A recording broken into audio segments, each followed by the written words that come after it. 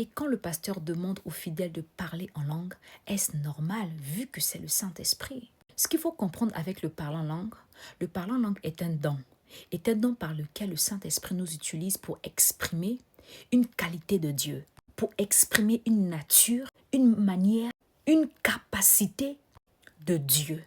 Et c'est la volonté de Dieu lui-même par Jésus que nous soyons animés de son Esprit Saint. Donc, partons sur la base que le parlant langue est un don. Ce qu'il faut comprendre que dans la manifestation d'un don, dans l'utilisation d'un don, il y a deux acteurs majeurs. Il y a le Saint-Esprit et il y a toi. Le Saint-Esprit ne vient pas dans ta vie pour tout faire pour toi. Le Saint-Esprit vient dans ta vie pour être le plus. Le Saint-Esprit vient dans ta vie pour être comme ce gasoil des fois, ce carburant qui peut te manquer afin d'avancer. C'est ce qui fait que, avec le don du parlant langue, tu as une capacité spirituelle d'aller titiller et réveiller le Saint-Esprit afin de l'inviter pour parler en langue. C'est la raison pour laquelle les gens qui ont différents types de dons, notamment par exemple le don de guérison, n'ont pas forcément besoin d'avoir un long moment de prière, un long moment d'intercession, invoquer le Saint-Esprit. Il peut opérer la guérison parce qu'il sait comment activer, agir, à quel moment le Saint-Esprit et lui sont connectés afin d'opérer. Les esprits sur la terre ne peuvent pas agir sans les hommes. Et les hommes de Dieu, notamment les fils de Dieu sur la terre, ne peuvent pas laisser couler les choses de Dieu dans la terre, dans la sphère terrestre, sans son esprit. Donc, à un certain niveau, dans la manifestation du don, le Saint-Esprit a besoin de toi. Et toi, tu as besoin du Saint-Esprit. Le Saint-Esprit, de son côté, a besoin de toi pour faire passer le message, pour faire passer la grâce, la puissance de Dieu au travers de toi, parce que toi, tu es comme un pont, tu es comme un canal, tu es comme une passerelle. Et toi, de ton côté, tu as besoin du Saint-Esprit pour pouvoir avoir l'inspiration nécessaire et le power nécessaire afin d'opérer dans ce en quoi Dieu t'a appelé. Ce qui fait que je peux être là. Je ne suis pas en train de prier, mais il y a quelque chose qui monte en moi. Je dis, je vais parler en langue de manière volontaire, je peux parler en langue. Parce que moi et le Saint-Esprit, dans la dimension du don du parlant en langue, nous avons atteint une dimension de proximité où on n'a plus vraiment besoin trop d'échanger pour se comprendre. On dit souvent dans le monde qui s'assemble se ressemble. Quand vous voyez souvent nos parents mariés, amen, quand ça fait des années qu'ils sont ensemble, vous allez constater qu'après, ils se ressemblent même dans le caractère.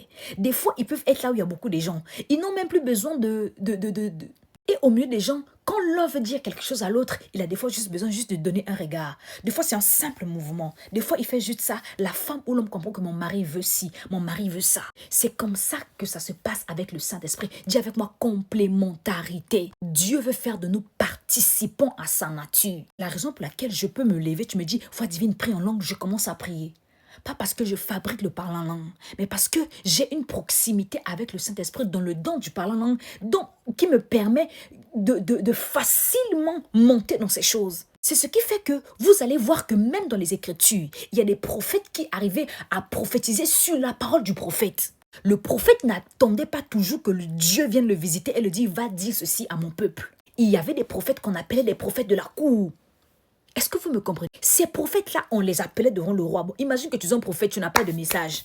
Tu arrives devant le roi. Et ces prophètes-là prophétisaient devant le roi. Donc, c'est à volonté du roi. Quand le roi dit, ok, toi, tu es un prophète, ok, vas-y, prophétise, parle.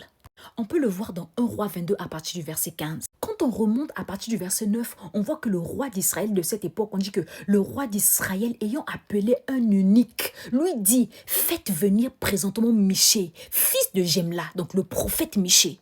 Donc, c'est sur la parole du roi que le prophète venait devant le roi, mais pas pour discuter pour prophétiser. Et ça, c'était sans programme, sans avertissement. Il n'y avait pas WhatsApp ni Wi-Fi à l'époque. Et vous pourrez lire par la suite ce que Michée a pu répondre au roi sur la base de la question du roi qui était de savoir est-ce que nous devrions aller en guerre. Amen. Vous comprenez qu'à un certain niveau, les dons sont manifestables à volonté dans le sens où on a une telle proximité avec le Saint-Esprit, une telle sensibilité avec le Holy Spirit, qu'on n'a pas besoin de longs programmes de jeûne et prière, où on n'a pas besoin forcément d'un élément déclencheur, on a juste besoin d'une vie, d'une communion parfaite avec le Saint-Esprit pour naviguer dessus. Ainsi, une assemblée des saints dans une église où il y a des gens qui sont intimes de Dieu, des amoureux du Saint-Esprit et de la présence de Dieu. L'homme de Dieu, le pasteur, peut dire au peuple qui sont censés être des maîtres, des matures. Amen, parce que la Bible déclare, vous dit, jusqu'à là, vous êtes encore là. Vous qui devriez déjà être des maîtres. Dans une église des maîtres, tout le monde peut se mettre à parler en langue. Le problème, c'est que dans nos églises, on a trop d'enfants. C'est pourquoi l'apôtre Paul a dit, quand vous êtes dans vos assemblées-là, quand vous parlez en langue, là, si quelqu'un qui n'est pas de nous, bien qui vient de nouveau, vient dans l'église, vous écoute parler en langue, là, il va penser que vous êtes des fous. Pas parce que ce que vous faites est une folie, mais à ses oreilles, c'est une folie. Non seulement c'est une folie, mais la majorité des gens qui étaient encore là étaient des immatures. C'était des enfants de Dieu, mais ils n'avaient pas grandi. Le même apôtre Paul nous fait comprendre qu'il fait partie des hommes de Dieu qui aiment parler le plus en langue, en secret. Il le fait en secret pas parce qu'il a envie de se cacher, mais parce qu'il a compris que des fois, dans la vie chrétienne, il y a beaucoup d'immatures spirituels. Imaginez qu'une église qui est remplie de personnes matures, des maîtres, donc tout le monde à l'église, c'est des maîtres en esprit, c'est des maîtres dans les choses de Dieu. Qui aura honte de parler en langue devant qui? Ou bien qui va intimider qui dans les choses de Dieu? Qui va s'enorgueillir de quoi que ce soit dans une église pareille? Vous voyez ce que je veux dire? C'est la raison pour laquelle le parler en langue est beaucoup critiqué. Amen. Parce que même dans nos églises, il y a des gens immatures. Vous comprenez?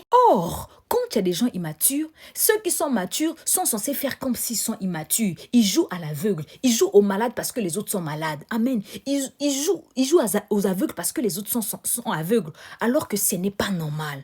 Est-ce que vous voyez ce que je veux dire? Mais la sagesse dans l'organisation ecclésiastique veut que, ce n'est pas une loi, mais c'est la sagesse ecclésiastique qui veut que nous puissions admettre qu'il y a des gens qui n'ont pas encore compris certaines choses mystiques et mystérieuses de la divinité en Christ.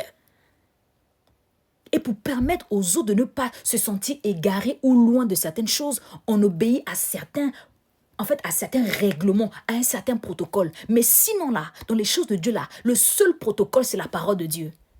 Votre église a beau avoir un protocole parfait, amen. Mais si dans votre église, là, il n'y a pas l'obéissance de Dieu, vous êtes des désordonnés. Alléluia. J'espère que ma réponse t'a béni. Sois béni dans le nom de Jésus. Victoire toujours. Amen.